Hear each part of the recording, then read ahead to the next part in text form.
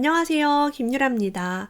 오늘은 어떻게 하면 내가 좋아하는 일을 할 수 있고, 어떻게 하면 내가 싫어하는 일을 노할 수 있고, 또 내가 좋아하는 일이 뭔지 모르시는 분들은 어떻게 그것을 찾을 수 있는지에 대해서 이야기를 나눠볼까 합니다. 하마터면 열심히 살 뻔했다라는 책으로 베스트셀러 작가가 된 하완 작가님께서 저한테 코코로야 진노스케 책을 읽어보라고 추천을 해주셨는데 정말 너무너무 좋았어요. 저도 이런 책을 통해서 어떻게 내가 좋아하는 내가 좋아하는 일을 하며 살 수 있는지를 배우지 않는다면 자꾸 남 보기 좋은 일, 겉보기에 성공하고 명예가 있는 일로 자꾸 저도 휩쓸려 가게 돼요. 그래서 이런 걸 읽으면서 맞아, 이게 내가 진짜 원했던 거야 라는 것을 다시 한번 깨우치게 됩니다. 너무 좋은 책이에요. 적당히 사는 법이라는 책이고요. 일, 사랑, 인간관계가 편해지는 심리 기술입니다. 우리가 우리 마음을 아는 것이 매우 중요해요. 자, 어떤 사람들이 이 책을 읽어야 하는지 이야기 나눠보겠습니다. 열심히보다 적당히 살아야 인생에 성공하는데 자꾸 열심히 사는 사람들, 열심히 일하느라 나도 모르게 몸과 마음이 상하는 노력형 인간은 이 책을 꼭 보셔야 됩니다. 남을 너무 배려하느라 지나치게 친절하고 착해서 내가 녹초가 되어 있고 손해보는 사람 꼭 봐야 됩니다. 불평 불만을 하면 안 된다, 늘 웃는 얼굴을 하자라고 꼭 참으면서 남에게 패 끼치지 않고 괜찮아 라고 말하는 그런 사람들, 그런 분들은 이 책을 꼭 봐야 합니다. 이 책의 저자는요, 상담사가 됐어요. 직장을 그만두고. 그 후에 심리 상담이나 집필, 방송 출연 등등을 했는데, 그때 이제 많은 사람을 만났습니다. 근데 그런 경험을 하면서 깨달은 사실이 노력을 멈추고 일부러 얼렁뚱땅, 대충대충, 적당히 게으름을 피면서 사는 사람이 성공할 수 있다는 것을 깨달았다고 합니다. 자, 그런데 우리는요, 내 중심적인 사고보다는 타인 중심적인 사고를 주로 합니다. 엄마는 어떻게 생각하지? 아빠는 어떻게 생각하지? 회사 상사는 나를 어떻게 볼까? 나의 배우자는 어떻게 볼까? 내 애인이 나를 어떻게 볼까? 늘 이렇게 남의 이목을 중시합니다. 그래서 이것을 나 자신으로 중심으로 옮겨올 때 가장 중요한 것이 적당히입니다. 이 적당히는 목표를 정하지 않는다, 남에게 폐를 끼친다, 되는 대로 산다라는 말로 바꿀 수가 있대요. 적당히 산다란 얘기는요, 내가 하고 싶은 대로, 내 기분이 시키는 대로, 제멋대로 행동한다는 뜻입니다. 제멋대로 행동하지 마 라는 말을 많이 듣고 자랐습니다. 여러분, 내 멋대로 행동하는 게 진짜 내가 원하는 삶이 아닐까요? 그래서 자기 자신에게 이런 질문을 해보면 좋아요. 여러분 한번 적어보세요. 나는 어떻게 해야 마음이 편해질까? 참, 우리가 내 마음이 어떻게 하면 편한지를 모릅니다. 내가 어떻게 하면 내 스트레스가 풀리는지를 모릅니다. 그래서 막 술도 먹고 막 폭식하고 이러죠.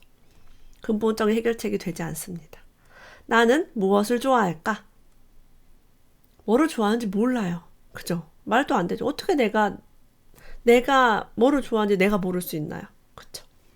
나는 무슨 일을 하고 싶을까? 세상에, 나와 함께 30몇 년, 40년 살았는데도 내가 뭘 하고 싶은지 모릅니다. 저는요, 이 지금 3가지 질문을 매일매일 하루도 안 빼고 생각을 해요. 왜냐하면 이 생각을 어떻게 하면 내 마음 편하지? 내가 무엇을 좋아하지? 나는 뭘 하고 싶지를 생각을 하지 않으면 남이 원하는 대로 흘러갑니다. 남 보기 좋은 삶을 살게 돼요. 저조차도 마찬가지예요. 본능적으로 그렇게 됩니다. 신기하죠? 자꾸 생각해요. 내가 뭐 좋아하지? 생각합니다. 적당히 산다는 것은 아무리 실패하거나 남에게 미움을 받더라도 자신이 하고 싶은 대로 하는 것입니다. 내 마음이 편해지는 장소를 내가 찾습니다. 나를 회복합니다. 폐를 끼치지 않는 범위에서 적당히 사는 것이 아니라 마음껏 행동해라, 네 멋대로 행동해라 라고 얘기합니다. 폐를 끼치지 않는 범위에서는 마음껏 행동해, 마음껏. 그죠? 적당히가 아닙니다. 이게 참 어렵죠. 우리 부모님들은 이런 유산을 남겨주었습니다. 아버지처럼 그렇게 살면 안 돼. 사촌형처럼 게임만 하는 중학생은 못 써라고요. 자, 아이는요, 아버지와 어머니가 한 말을 통학습합니다. 아, 그런 사람은 남에게 미움을 받는구나.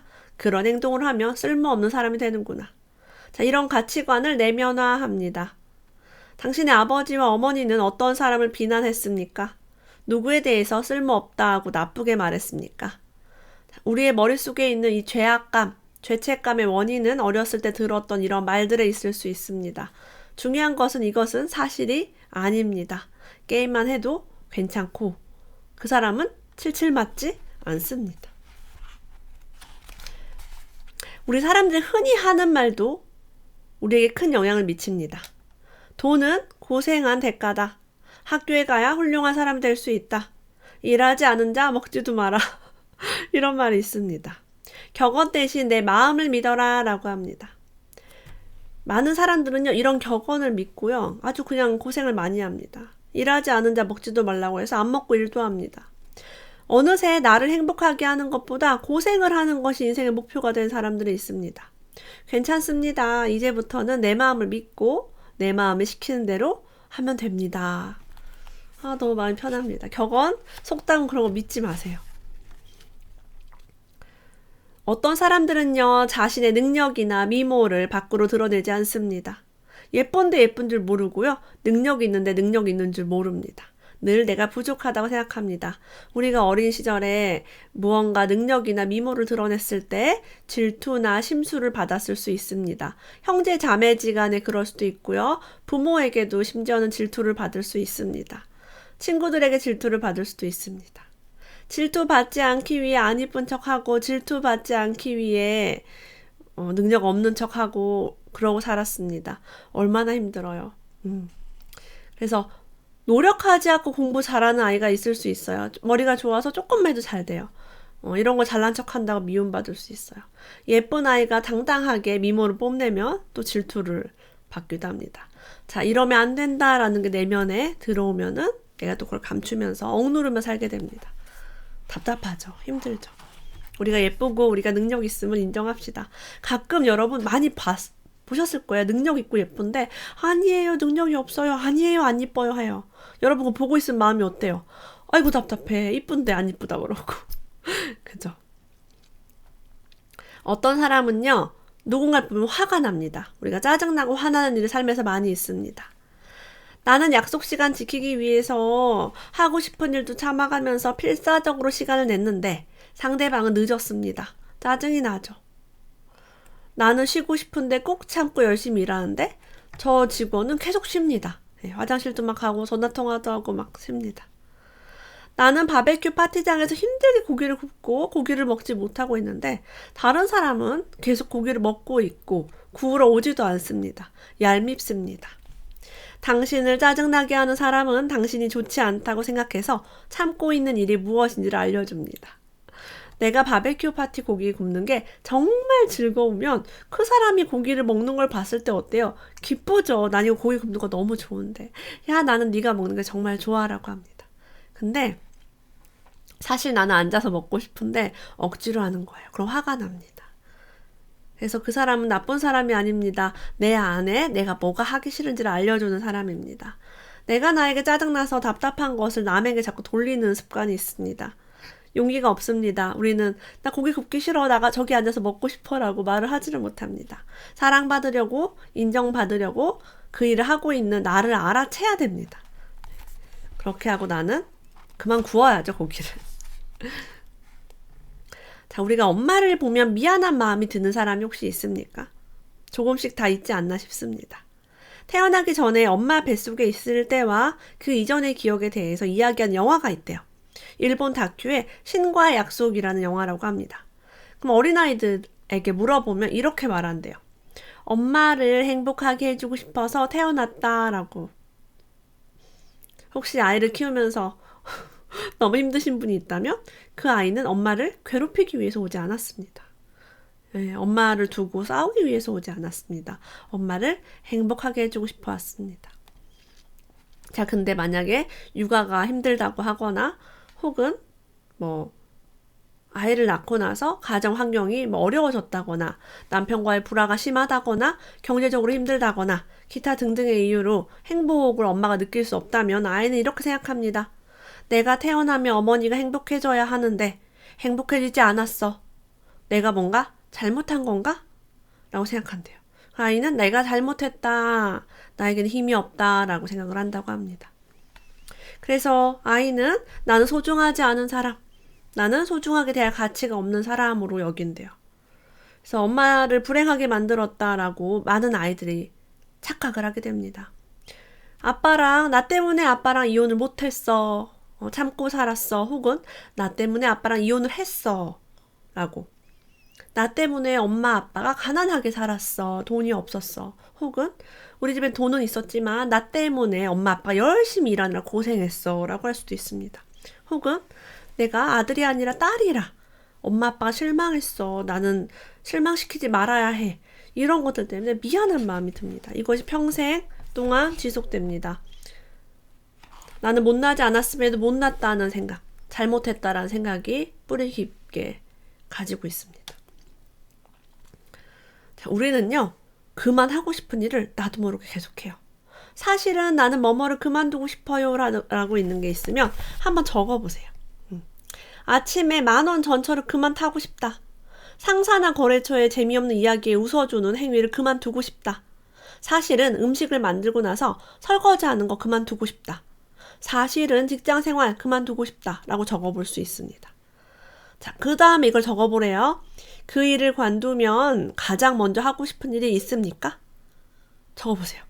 내가 정말 전철도 안 타고 거래처도 안 만나고 설거지도 안 하고 직장도 그만뒀을 때 무엇을 하고 싶은지 적어보세요. 그러면 나의 진심이 드러납니다. 우리는 그것을 매우 하고 싶었지만 부모나 주위 사람들이 하지 말라고 한 일 중에 있기도 합니다.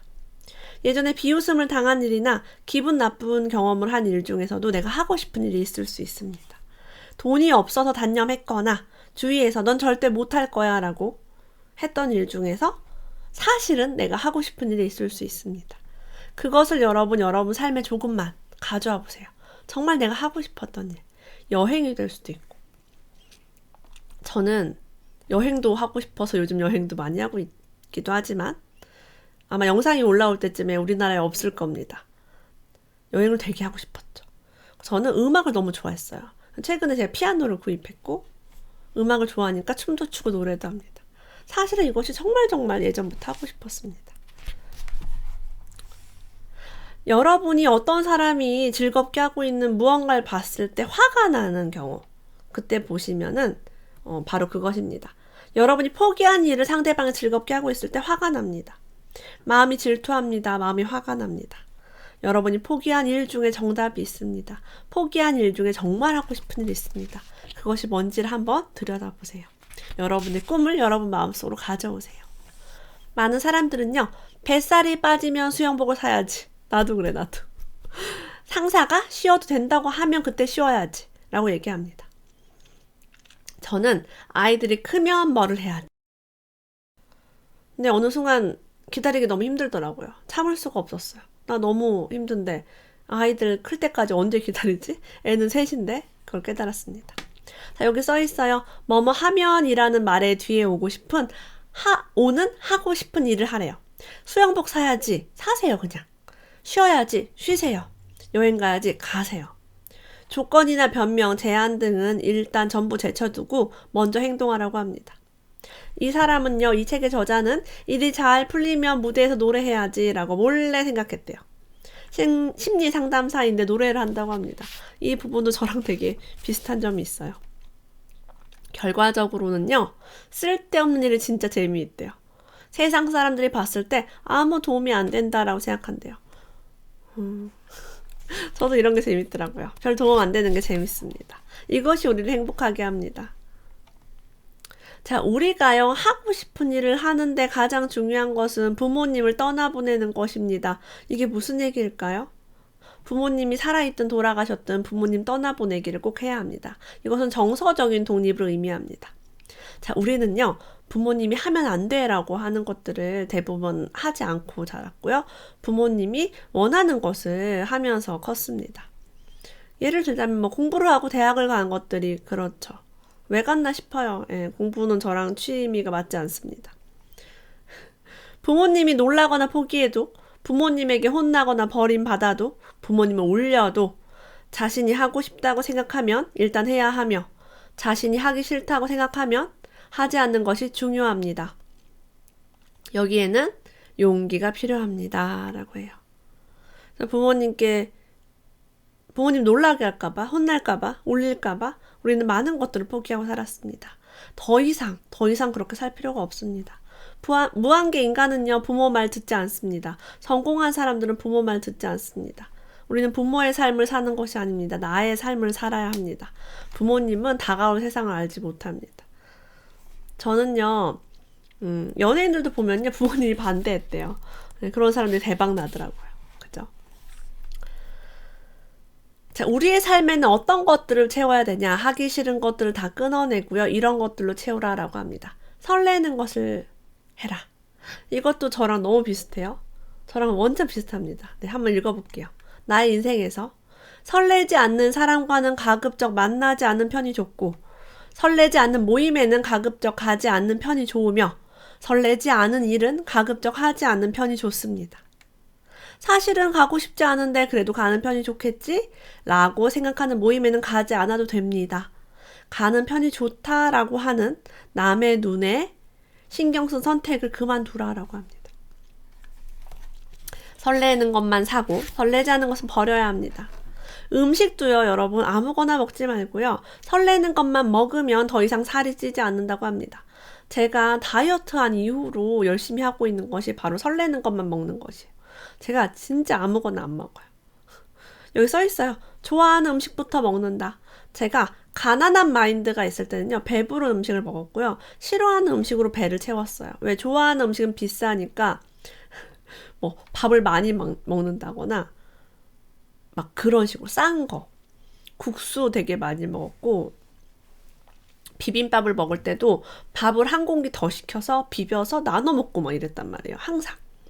좋아하는 걸 먹은 게 아니라 싼 걸 먹었어요. 그러니까 제가 자꾸 살이 막 점점 찌는 거예요. 라면 같은 거 막 많이 먹고. 그래요. 그리고 음식을 버리면 아까우니까 남기지 않고 먹었습니다. 애들이 먹다 남긴 거 다 내가 먹었어요. 그러니까 엄마들 살찌는 거예요. 그래서 가슴속에 뭐가 있냐면 억울한 거예요. 난 맛있는 것도 못 먹었는데 살쪘다. 못생겨지고 웬일이에요. 그죠? 음식이 아깝다. 만든 사람에게 신뢰다라는 것이야말로 자신에게 가장 신뢰된 행동이라고 합니다. 저는요, 오늘 점심에 무엇을 먹었냐면 먹태에다가 마요네즈에 청양고추를 해서 먹었어요. 간장은 넣지 않았어요. 짜니까. 마요네즈도 짭니다. 그래서 먹태를 프라이팬에 볶아가지고 먹었어요. 그리고 그걸 먹었는데도 배가 계속 고픈 거예요. 짱군, 과자를 먹었어요. 과자가 먹고 싶더라고요. 짱군에다가 콜라를 먹었어요. 그렇게 먹고 오후에는 커피를 한 잔 먹고 싶어서 남편에게 쿠폰으로 이제 스타벅스 모카, 아이스 모카를 사오라고 했습니다. 제가 다이어트 하기 전에는 살찔까봐 그런 걸 못 먹었어요. 그래서 근데 지금은 휘핑크림이 올라간 것을 기쁘게 먹습니다. 내가 좋아하는 음식이니까. 그렇게 먹고 저녁에는 아이들이 치킨을 먹고 싶다고 해서 BHC 치킨을 그 윙만 있는 거 시키고 치즈볼, 제가 되게 좋아해요. 치즈볼 시켜서 콜라랑 또 먹었어요. 오늘 하루 종일 딱 봐서 정크푸드를 먹었고 밥은 전혀 먹지 않았지만 너무 행복한 거예요. 제가 예전에는 이렇게 먹는 걸 상상할 수 없었습니다. 막 건강에 좋은 거만 막 찾아 먹고 싼 거 먹고 막 좀 그랬던 시절이 있었어요. 근데 시간이 지나니까 되게 억울하더라고요. 지금은 이렇게 먹어도 살이 이제 별로 찌지 않는다는 자신감이 있으니까 또 기쁘게 먹고 적당히 먹고 좋아하는 거 먹으니까 여러분 많이 안 먹어도 충분해요. 치킨도 2조각 먹고 그랬습니다.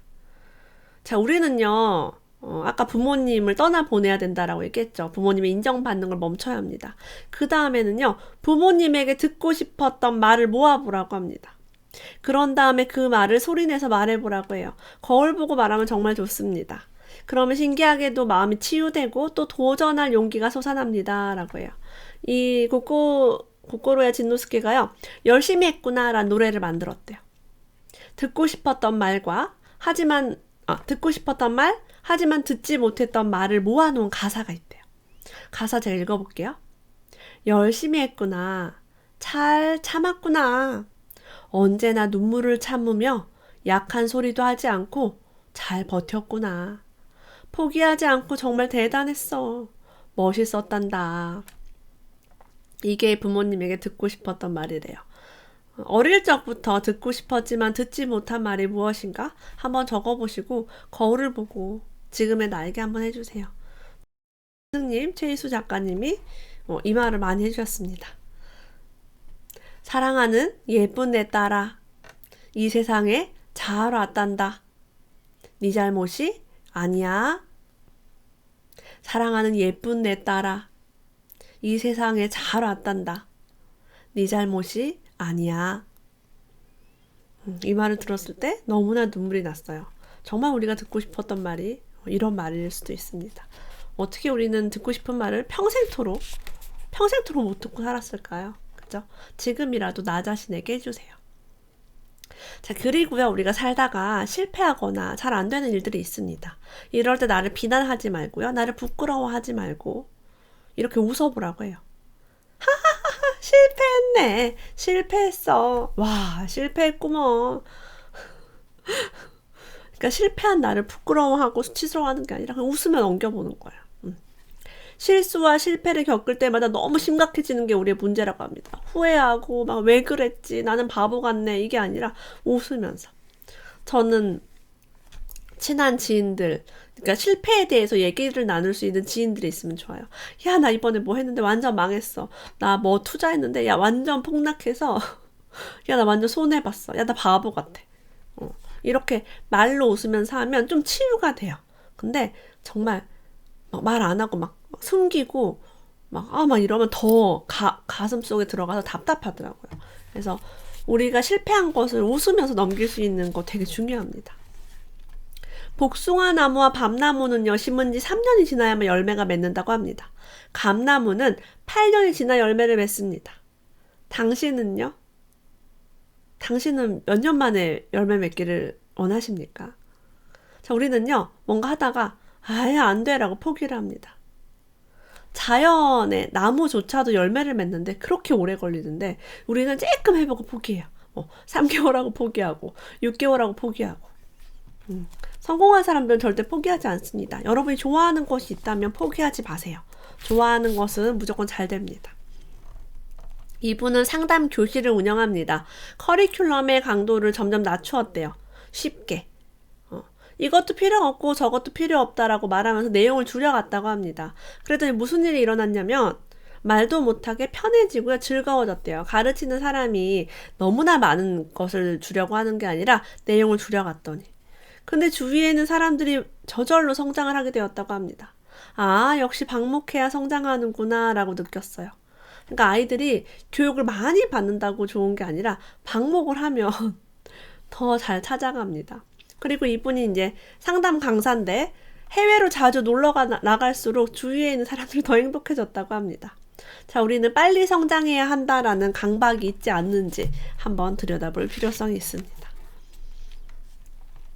성장을 멈추지 않는다라는 것, 멈추지 않는 성장이 중요하다고 하는데요. 여기에서 이제 중요한 포인트는요, 자신이 하고 싶어하는 마음을 포기하지 않는다라는 뜻이라고 해요.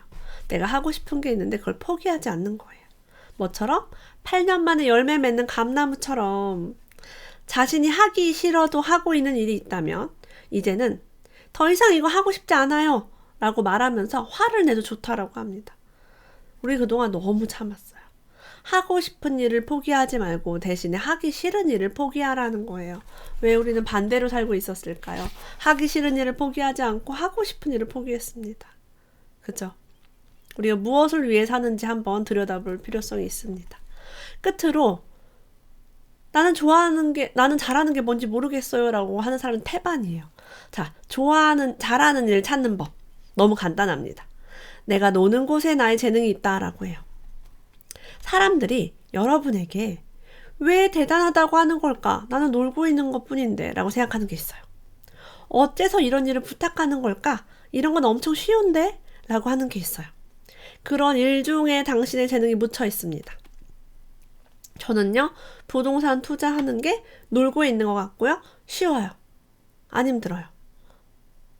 그리고 춤추는 거? 춤추고 노래하는 거? 나 놀고 있는 거죠. 잘 놉니다. 유튜브도 저는 놀고 있어요. 예, 그렇게 힘들지 않아요. 자, 이것이 나의 재능이라는 거예요. 근데 대부분 사람들이 남들이 해주는 칭찬을 무시합니다. 겸손을 가장해서 아니에요, 못해요, 이런 걸 가지고요 라고 얘기해요. 우리 영상 보시는 우리 무한계 로얄 패밀리 공주님들 중에 무한계 상추님은요, 딕테이션의 천재입니다. 제 라이브 방송을 되게 많이 예전에 요약해가지고 카페에 올려주셨는데 제가 정말 놀랐어요. 근데 그분은 듣고 딕테이션 하는 게 자연스럽대요. 하나도 안 힘들대요. 한국엄마 홈스테이님은요, 블로그에 들어가 보면 리뷰를 정말 잘하십니다. 그래서 지금 체험단 리뷰가 굉장히 많이 들어오고 있어서 공짜로 정말 밥도 먹고 이런 것들이 있는 걸로 알고 있어요. 그래서 우리는 잘하는 게 있어요. 사람들이 얘기해줘요.